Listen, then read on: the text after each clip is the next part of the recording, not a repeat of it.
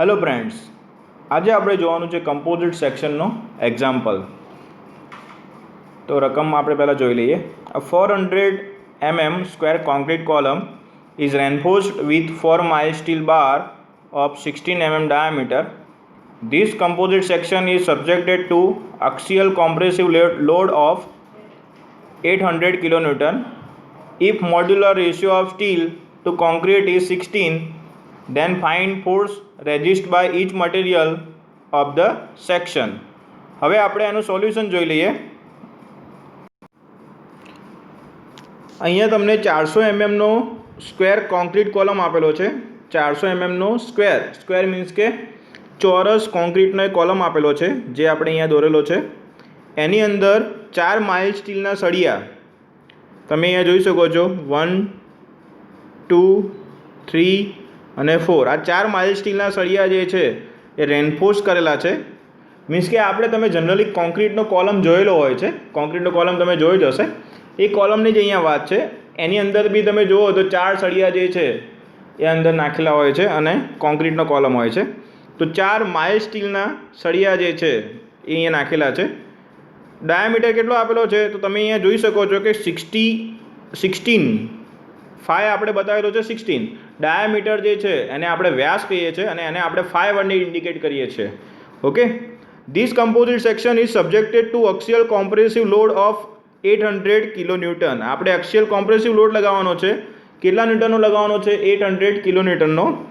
If modular ratio of steel to concrete, modular ratio જે છે એ આપણે ઇન્ડિકેટ કરીએ છીએ ES/EC વડે. કેમ કે સ્ટીલ ટુ કોન્ક્રીટ આપેલો છે એટલે ES એટલે શું થશે? Modular ratio of steel to concrete, બરાબર. ES/EC કેટલો આપેલો છે તમને? 16 આપેલો છે. Then find force resist by each material of the section. Okay.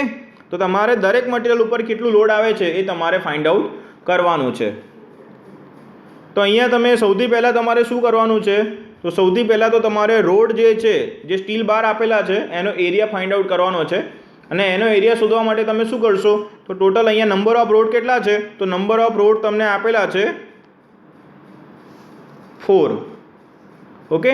તો હવે આપણે શું કરીશું? તમને એક રોડનો એરિયા કેટલો, એક ડાયામીટર કેટલો આપ્યો છે? 16. તો હવે આ રોડ જે છે એ કેવા છે? રાઉન્ડ બાર છે. અને રાઉન્ડ બાર હોય અને એનો તમારે એરિયા શોધવો હોય તો તમે આપણે શું કરીએ છીએ? π/4 d². તો ડાયામીટર કેટલો છે? 16 આપેલો છે. એટલે તમે અહીંયા π/4 મલ્ટીપ્લાય બાય d² મીન્સ કે 16નો સ્ક્વેર. ઓકે. અને નંબર ઓફ રોડ કેટલા છે? 4. તો મલ્ટીપ્લાય બાય તમારે શું કરવાનું છે? 4. ઓકે. તો 4 મલ્ટીપ્લાય બાય π/4 d². ઓકે. તો 4 મલ્ટીપ્લાય બાય π/4 મલ્ટીપ્લાય બાય 16નો સ્ક્વેર.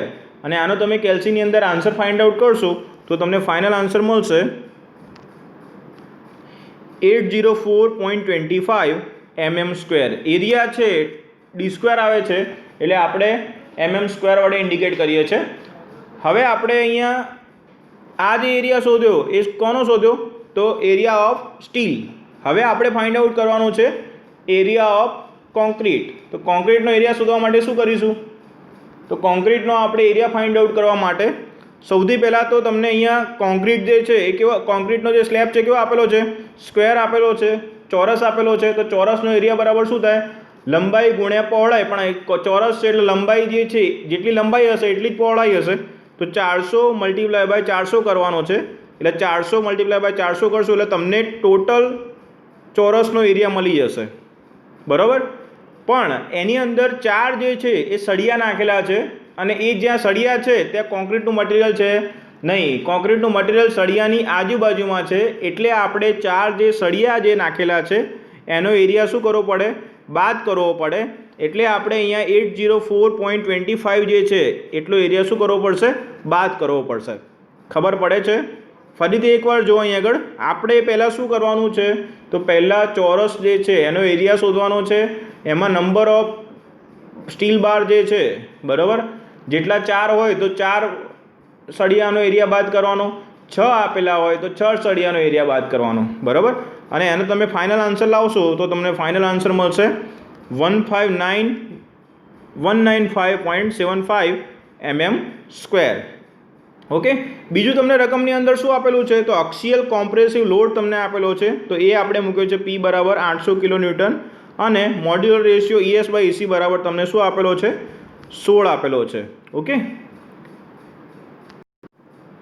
જો સોલ્યુશનની વાત કરીએ તો સૌથી પહેલાં તમારે એક ઇક્વેશન યાદ રાખવાનું. મેં તમને આની અંદર ટોટલ 2 ઇક્વેશન યાદ રાખવાના કીધા હતા. એમાં પહેલું ઇક્વેશન છે ES sigma C by ES બરાબર sigma S by ES by sigma બરાબર સિગ્મા C બાય EC. આ જે ઇક્વેશન છે આમાં અહીંયા S આવશે. ઓકે, તો સિગ્મા S બાય ES બરાબર સિગ્મા C બાય EC.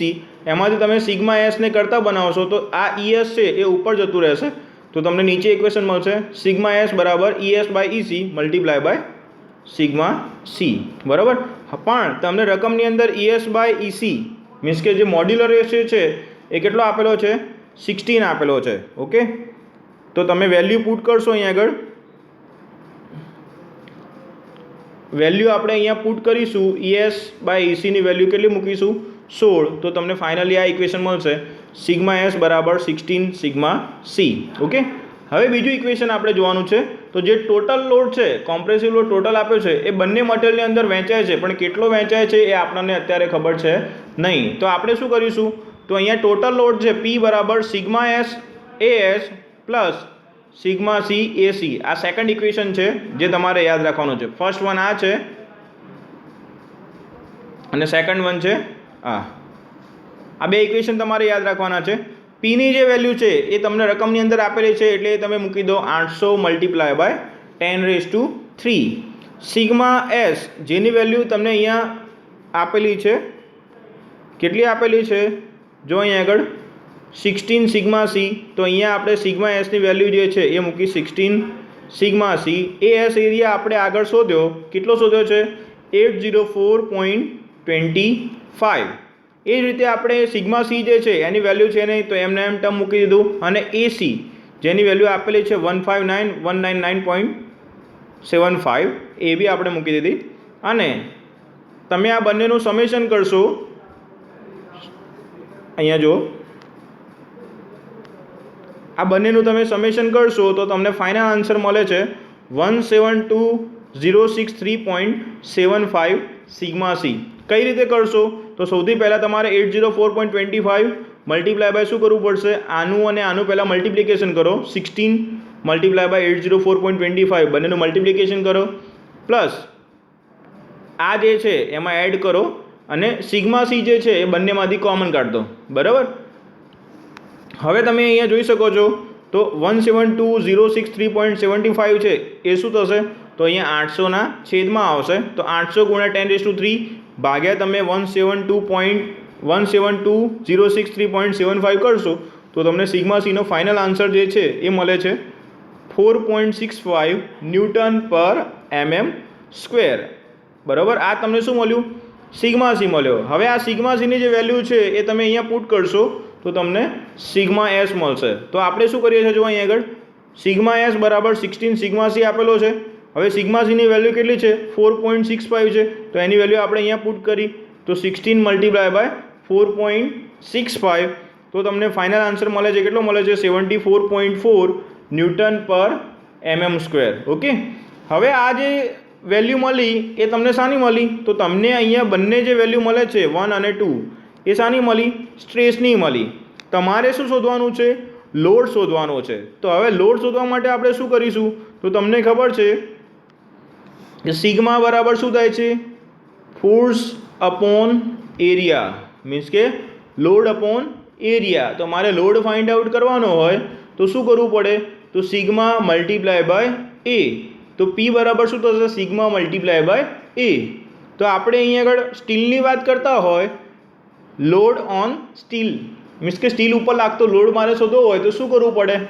તો અહીંયા PS બરાબર સિગ્મા S ઇન્ટુ AS. હવે સિગ્મા S ની વેલ્યુ તમને આપેલી છે 74.4 અને AS ની વેલ્યુ એ બી આપણે આગળ શોધી તો 804.25 અને બંનેનું તમે મલ્ટિપ્લિકેશન કરશો એટલે તમને ફાઇનલ આન્સર મળશે 59,836.2 ન્યૂટન. હવે આ ન્યૂટન છે એને તમારે કિલો ન્યૂટનમાં કન્વર્ટ કરવું હોય તો તમારે 10³ વડે શું કરવું પડે? ભાગવું પડે, બરાબર. નાની રાશિમાંથી મોટી રાશિમાં જવું હોય તો ભાગવું પડે, અને મોટી રાશિમાંથી નાની રાશિમાં આવવું હોય તો ગુણવું પડે. આ યાદ રાખવાનું તમારે. ન્યૂટન એ નાની રાશિ છે અને કિલોન્યૂટન એ મોટી રાશિ છે, બરાબર. મીન્સ કે ન્યૂટન એ નાનું મૂલ્ય છે અને કિલોન્યૂટન એ મોટું મૂલ્ય છે. તો ન્યૂટનમાંથી નાનામાંથી મોટા મૂલ્યમાં જવું હોય તો તમારે શું કરવાનું? ડિવાઈડ કરવાનું, બરાબર. આ કોમન રૂલ્સ છે, બધા માટે આ જ વસ્તુ યુઝ કરવાની છે, બરાબર. તો આપણે અહીંયા 10³ વડે ડિવાઈડ કરીશું તો તમને ફાઇનલ આન્સર મળે છે 59.8 કિલો ન્યૂટન. તો આ તમને શું મળ્યું? લોડ ઓન સ્ટીલ, સ્ટીલ ઉપર લાગતો લોડ. ઓકે. હવે આપણે નેક્સ્ટ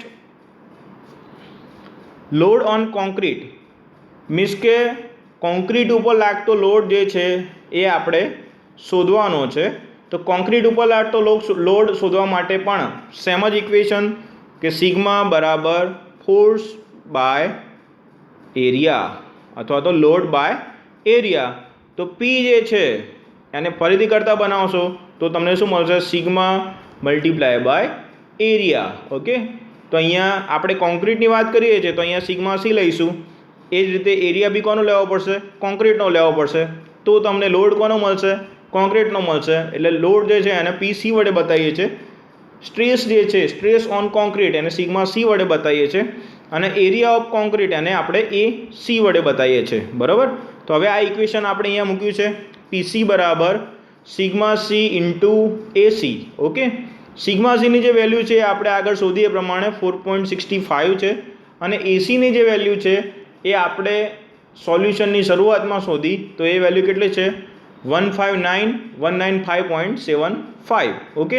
આ બંનેનું તમે મલ્ટિપ્લિકેશન કરશો એટલે તમને ફાઇનલ આન્સર મળશે 740,260 ન્યૂટન. અને એને તમારે કિલોન્યૂટનમાં કન્વર્ટ કરવા હોય તો ફરીથી એકવાર ન્યૂટન એ નાનું મૂલ્ય છે અને કિલોન્યૂટન એ મોટું મૂલ્ય છે. નાના મૂલ્યમાંથી તમારે મોટા મૂલ્યમાં જવું હોય તો શું કરવું પડે? ડિવાઈડ કરવા પડે. તો 10³ વડે ડિવાઈડ કરીશું તો તમને PC બરાબર મળશે 740.26 કિલોન્યૂટન. ઓકે. તો વધુ હવે આપણે આવતા લેક્ચરે જોઈશું.